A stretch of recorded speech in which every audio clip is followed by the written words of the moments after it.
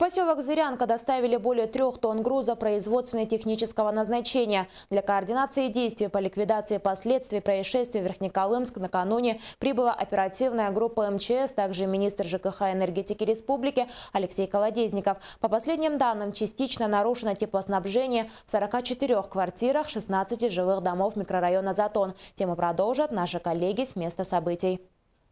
Авария на котельной номер 6 в Затонской части Зырянки принесла много бед местным жителям. В обслуживающую организацию поступило около 40 звонков о порывах батарей в квартирах. Но по факту пострадали 174 квартиры и 267 жильцов.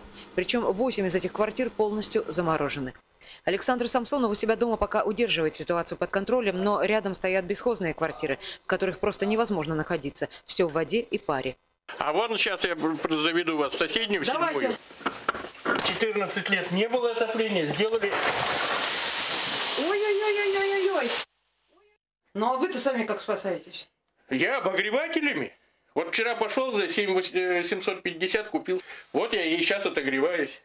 А вот житель другого дома Валерий Васильевич не смог справиться с ситуацией. Несмотря на то, что он пытался отогревать систему отопления, батарея лопнула еще утром. Теперь ждет ремонтников. 2 суток не сплю. Следите за батареей? Конечно, вон, смотрите. Устал прилег, да закимарил. Просыпаюсь, щелк, подошел к батарее, все, лопнул.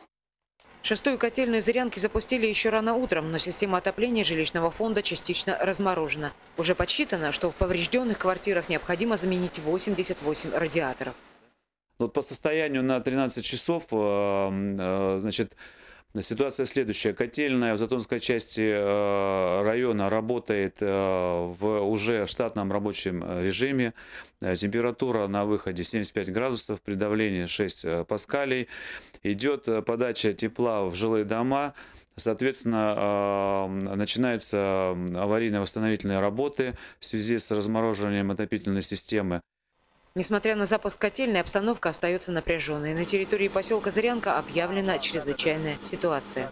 Наталья Ломанова, НВК «Саха», Зырянка.